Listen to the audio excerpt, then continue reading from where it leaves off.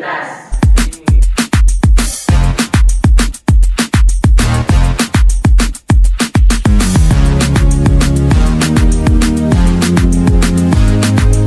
Atau sistem kekebalan tubuh adalah sel kompleks yang terdiri dari protein dan organ yang berperan dalam melindungi, menghancurkan, dan menetralkan patogen seperti bakteri, virus, jamur maupun parasit yang datang ke tubuh. Tahu nggak teman-teman, ternyata sistem kekebalan tubuh kita juga memiliki komponen utama loh. Yang pertama akan saya jelaskan adalah sel kekebalan yang terdiri dari sel darah merah, makrofag, dan neutrofil.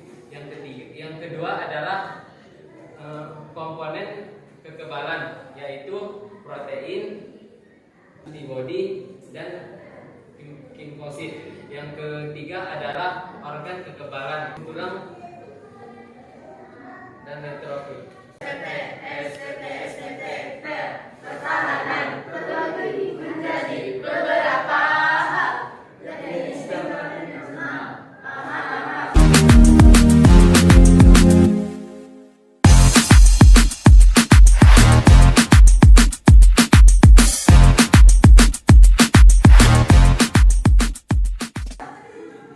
imunitas eksternal ini merupakan pertahanan tubuh yang keluar atau yang bekerja sebelum benda asing masuk ke dalam tubuh. Contohnya yang pertama itu ada kulit. Nah, kulit dapat menghalangi bakteri atau patogen untuk masuk. Yang kedua ada rambut. Rambut ini dapat menyaring partikel debu. Yang ketiga ada silia. Nah, silia ini dapat menyapu partikel debu ke luar tubuh. Dan yang terakhir ada mukus.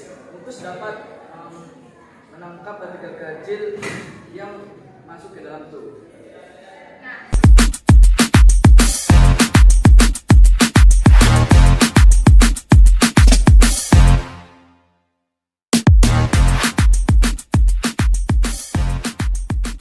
Seperti apa sih imunitas internal itu? Imunitas internal adalah garis pertahanan kedua pada tubuh yang bekerja jika sistem pertahanan tubuh eksternalnya sudah ditembus.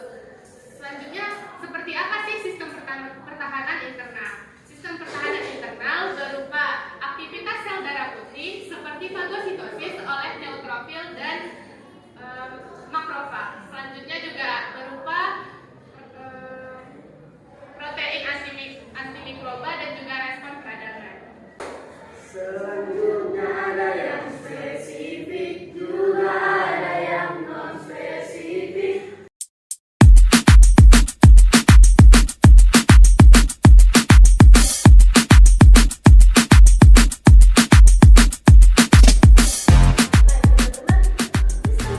Pertahanan spesifik merupakan sistem pertahanan kompleks dan yang terakhir pada dalam tubuh kita yang berfungsi untuk melawan patogen-patogen asing atau antigen yang telah menembus pertahanan eksternal dan internal. Seperti namanya, spesifik ataupun kompleks, maka sistem pertahanan spesifik ini hanya akan memproduksi antibodi untuk melawan satu jenis patogen atau antigen saja. Adapun komponen utama dari sistem pertahanan spesifik ini ialah yang pertama ialah antigen, yakni itulah zat yang merangsang untuk pembentukan antibodi. Selanjutnya adalah antibodi. Antibodi ini merupakan protein yang kerjanya untuk memberikan respon terhadap keberadaan antigen. Mekanisme sistem pertahanan spesifik terbagi atas dua, yakni respon humoral atau respon yang terjadi di luar sel tubuh yang dilakukan oleh limfosit B. Selanjutnya ialah respon seluler. Seperti namanya, respon seluler ini terjadi di dalam sel dan dilakukan oleh sel T sitotosit. Adapun jenis-jenis dari imunoglobulin atau antibodi terbagi atas 5. Yang pertama ialah IgA yang berfungsi untuk melawan mikroorganisme yang masuk ke dalam tubuh. Yang kedua ialah IgD. IgD ini berfungsi untuk membantu memicu respon imunitas. Yang ketiga ialah IgE. IgE ini membantu karena dia membantu basofil untuk menyebabkan pengeluaran histamin. Yang keempat ialah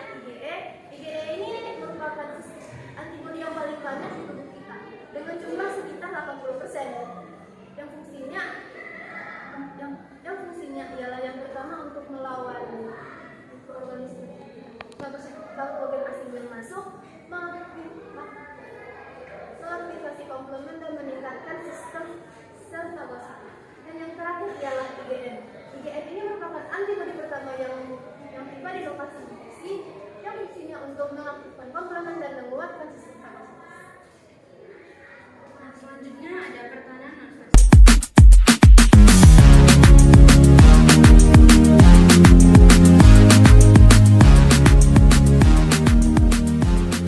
Merupakan imunitas bawaan sejak lama. Pertahanan ini disebut non-spesifik karena pertahanan ini disebut karena dia tidak merujuk pada suatu antigen tertentu, tetapi dapat berproses secara langsung terhadap berbagai antigen untuk melindungi tubuh.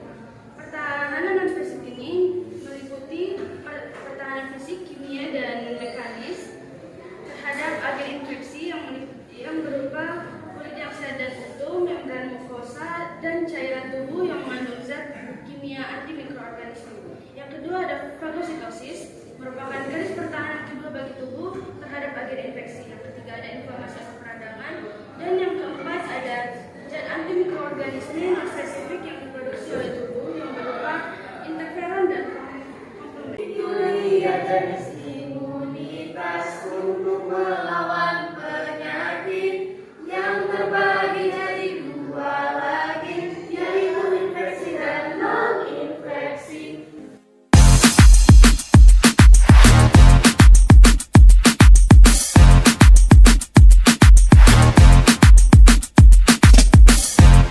Nah, penyakit infeksi adalah penyakit yang disebabkan oleh mikroorganisme seperti virus, bakteri, jamur, dan parasit. Kemudian, penyakit ini bersifat menular sehingga seseorang akan tertular bahkan jika hanya berada di sekitar si pembawa penyakit.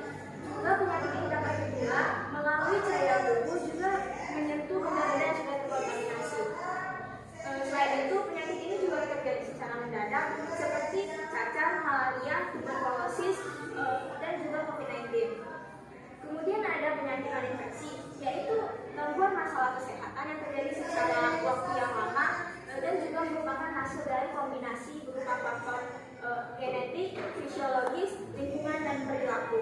Penyakit ini tidak bersifat menular karena penyebabnya merupakan faktor malnutrisi, mutasi gen, gaya hidup, dan racun lingkungan.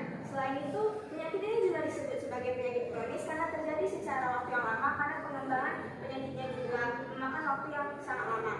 Kemudian penyakit ini juga beberapa contohnya seperti kanker, diabetes tipe 2, dan juga penyakit jantung atau kardiovaskular. SPT, SPT, SPT, SPT, SPT, SPT, presentasi. SPT, SPT, SPT, SPT, SPT, SPT, selesai. Kami dari kelompok 1 pamit undur diri. Sekian, assalamualaikum warahmatullahi wabarakatuh dan selamat pagi.